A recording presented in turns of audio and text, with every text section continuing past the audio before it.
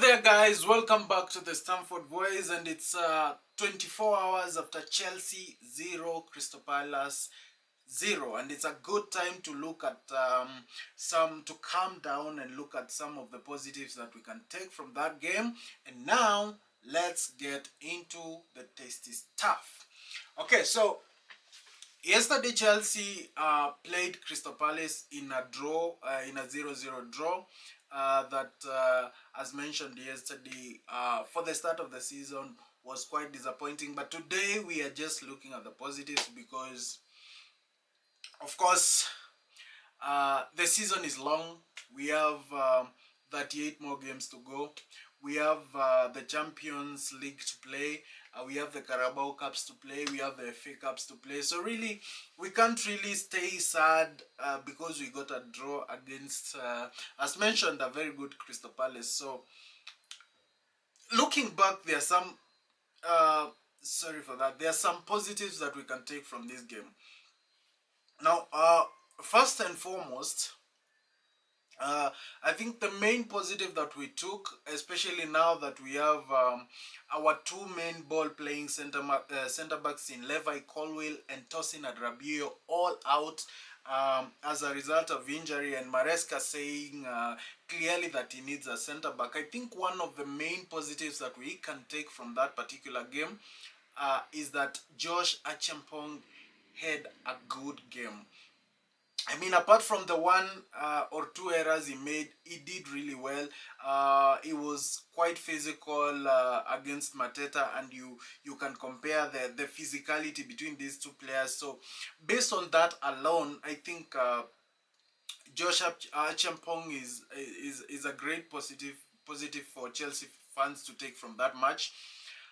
Again, it is very clear because the Chelsea fans again went and voted for Josh Acheampong as the star ascot player of the match on the Chelsea app, which means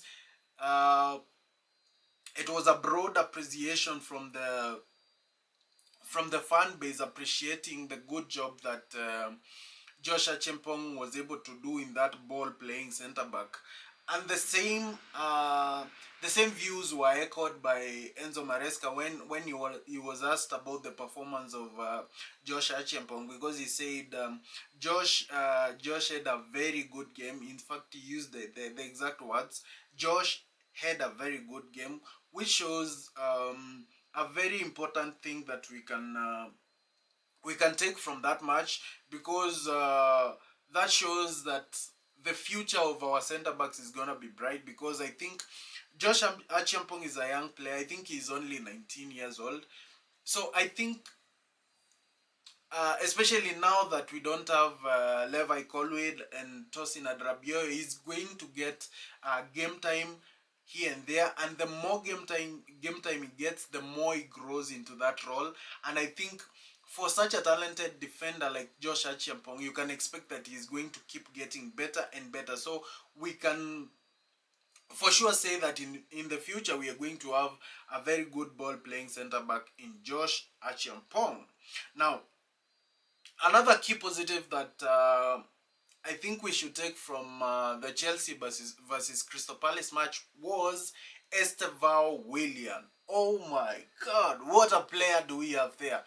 I mean, Estevao Willian was brought in as the first substitute in minute I think 53. So that tells you, number one, that Enzo Maresca has huge trust in him, because we know Enzo Maresca from last season. Enzo Maresca does not like to make substitutions early on in the game, but this time he made a substitution at the 53rd minute, which means he had quite a huge trust on Estevao Willian, and this is of course from the performances that he has put in the preseason friendlies that we have played.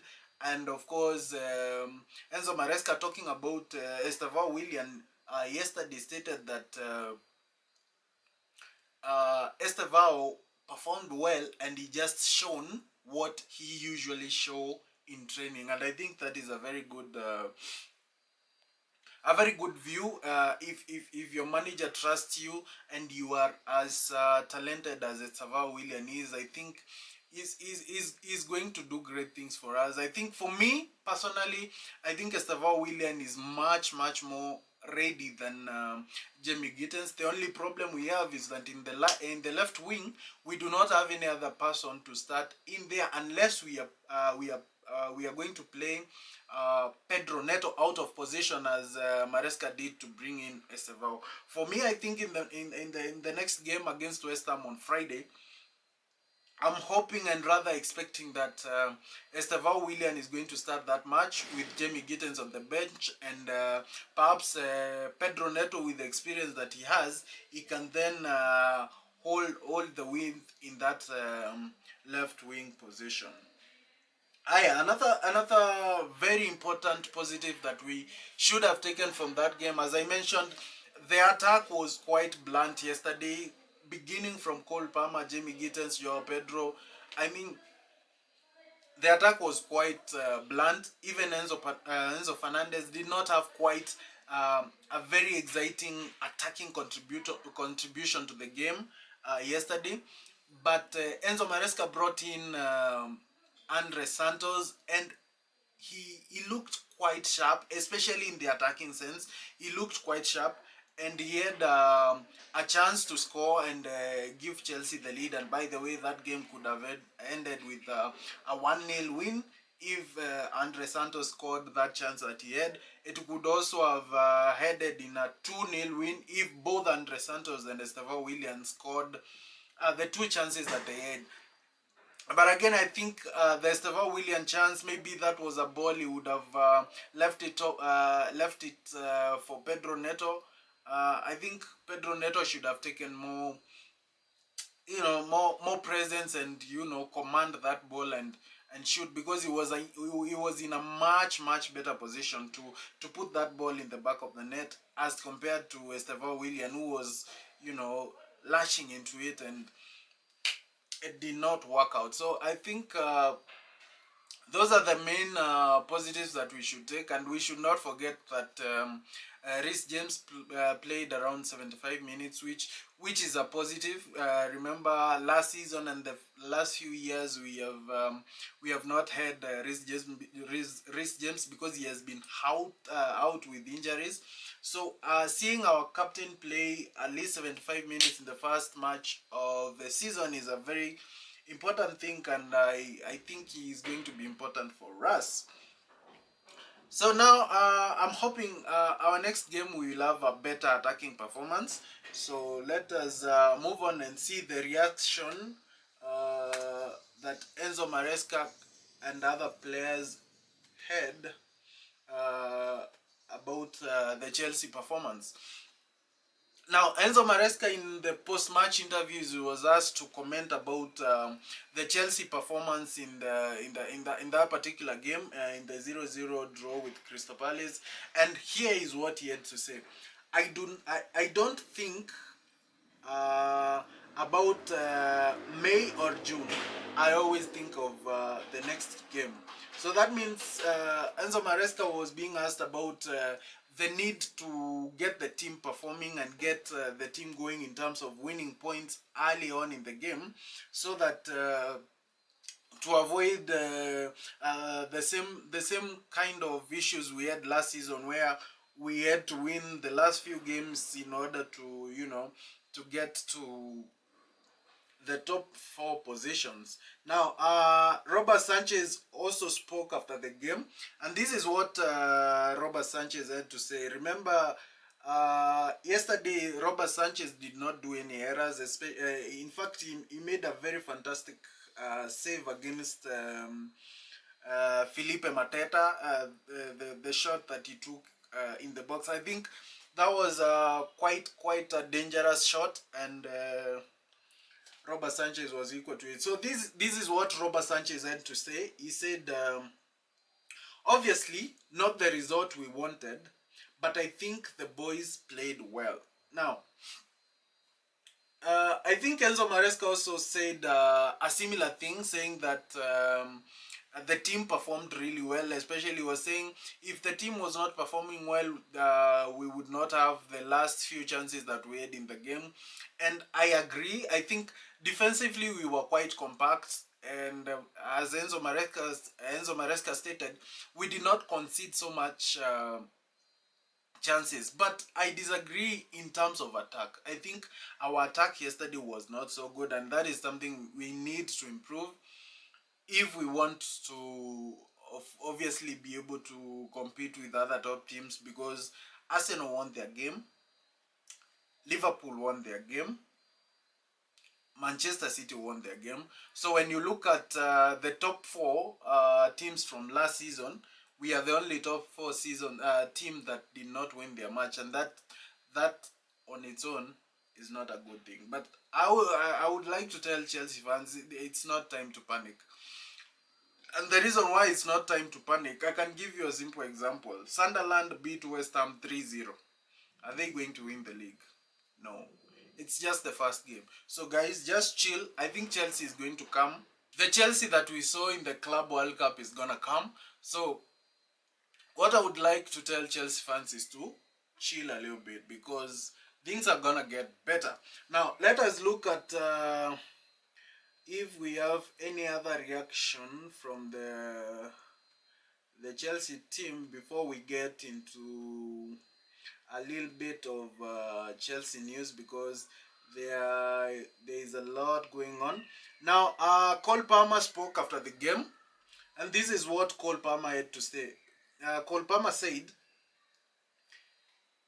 "A marathon, not a sprint. It's good to be back, though." Now,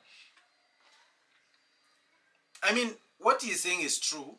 But again, as an attacking player, where the Chelsea attack was quite poor, I I don't see the optimism in that statement. It's a marathon, not a sprint.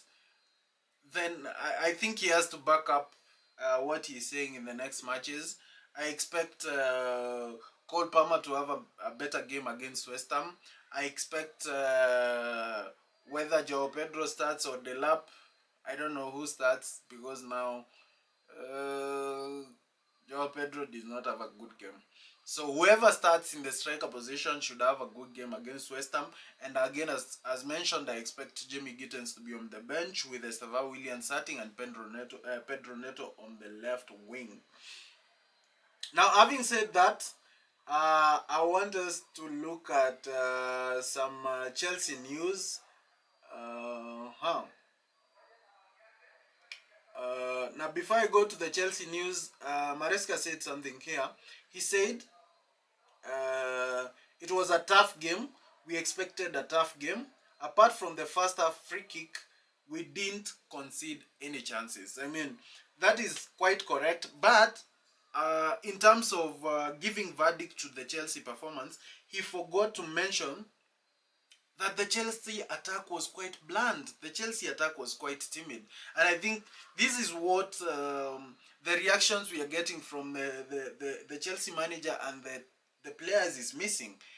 Yes, the team played okay, but the attack, you need to score goals to win games. Of course, you need to be compact defensively, which we were, to be honest. We were compact defensively, but again, we were unable to attack games properly. Now, that being said, let us move into the Chelsea news, and I want us to talk about the Chelsea striker who was not in the game against Crystal Palace, and that is Nicholus Jackson. Now, there is a lot of movement for Nicholus Jackson in the last few hours. So, I want to start with here is the Chelsea Dodgers. Aston Villa have added Nicholus Jackson to their shortlists and are closely monitoring his situation. Talks have already taken place. Several clubs are interested. He is still on the verge of leaving Chelsea. I think this Nicholus Jackson story is quite clear. The club brought in two strikers, that is Joao Pedro and Liam Delap, and now Nicholus Jackson, a good player as he is, he does not get into the Chelsea lineup, not even the bench. So basically, it's a normal thing for a good player like Nicholus Jackson to look for, a club where he can be first choice or second choice. And I think Aston Villa is a good club for him. And the first reason why it's a good club for him is because of the manager. Unai Emery, who is currently Aston Villa's manager, is the manager who made Chelsea basically buy Nicholus Jackson, because it was in his reign when Jackson scored. I don't know.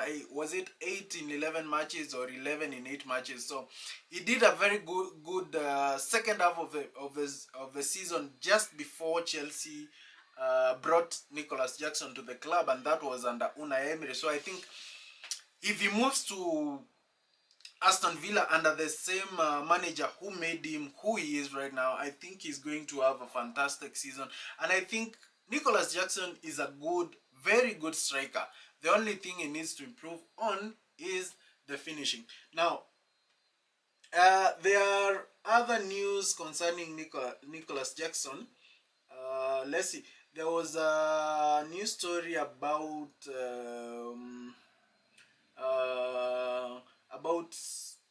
Napoli. Yes. So Chelsea Dodgers again. Napoli are searching for a striker following an injury to Romelu Lukaku, and are close to Jackson's camp, with talks expected to take place, although finances could be an issue. Now, Romelu Lukaku got injured, and that is the number one striker of Antonio Conte. He got an injury, so they are looking for a replacement for the striker. I don't know. I don't know how much Nicholus Jackson is going to fit in Antonio Conte's system of play, because Antonio Conte likes very physical striker, a striker who can play with their back on goal, a striker who can use their strength to the advantage and take shots. I don't think those are Nicholus Jackson's strengths, but of course I think Nicholus Jackson is a very flexible striker. So I think if he goes to Napoli, yes, he's a different profile to what Antonio Conte would like, or the type of strikers Antonio Conte likes, but he has very good attributes, and if he can adapt to Antonio Conte's requirements and structure, I think he will do okay. But if I was Nicholus Jackson, with the kind of interest I'm receiving, I wouldn't go to Napoli. I'll probably go to Aston Villa. That's just my opinion, though, because the way things are looking, not so good. Now, let's talk about Christopher Nkunku, because it seems there is still movements on Christopher Nkunku. So Ben Jacobs says that Chelsea have made their position clear to Bayern. They want permanence to any exit. Nkunku understood to be on the same page. Talks between the clubs are ongoing. Bayern still optimistic a deal can be reached. Different formulas being discussed. Now, on this Bayern and Christopher Nkunku saga, I think Christopher Nkunku is going to end up in Bayern Munich. First of all, I believe Christopher Nkunku is a very good player. He just is not matching with the current Chelsea playing system, because we saw last season in preseason, Christopher Nkunku was our best player in that preseason, and he was playing just right behind. He was playing right behind the striker, more or less a false 9, a false 10, but now with a striker. But now when Cole Palmer came in and became the star, he couldn't find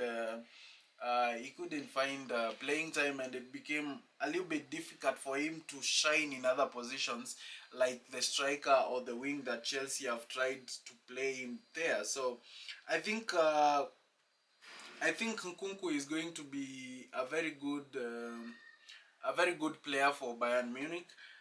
Now let's talk about Xavi Simons before we talk about a few other players from other teams. Now, Xavi Simons. Let's see the report on Xavi Simons. So, Fabrizio Romano on Facebook says, breaking, Xavi Simons told all clubs interested that he only wants Chelsea. So, Chelsea fans, it's time to calm down. I mean, this Xavi Simons deal is going to happen, but it has to wait for an exit. Most likely for an exit for Christopher Nkunku. So, guys, the rumors of Man City made inquiries, Bayern Munich made inquiries. Don't be scared. Don't get scared. Just stay calm. I think Xavi Simons is going to be a Chelsea player, and this is gonna happen now. The other news I wanted to mention as I finish is the story of Manchester United. Of course, Manchester United played Arsenal yesterday, and Arsenal won that game in a 1-0 win. But I saw something that I wanted to highlight because Manchester United fans, the manager, and overall the club fraternity have been celebrating the performance. And I saw someone asking that the expectations for Manchester United have gone that low that they can celebrate just a good performance even if they lost. I mean, I'm not able to find that graphic. Yeah, it's here. I found it. So Roy Keane after Manchester United defeats. I am hearing noises again about being proud of the performance, but they have lost the game. You gotta score goals to win football matches. The expectations around the club is that low now that everyone is almost happy with this. Now, here is what I have to say. I mean, Manchester United used to be at the top, at the apex of the Premier League. They faced a difficult time. They brought in players like Mbeumo. They brought in Mateus Cunha. They have brought in Benjamin Sesko. I think they'll bring in other players again. So I understand where the manager is coming from and where the fans are coming from, saying that they saw good things in that performance. But again, as a Manchester United manager, man, you should not be happy with a performance when you have lost. That's all I have to say. But again, what do you expect from a team in 15th? Anyway, don't forget to subscribe. See you in the next one. Bye.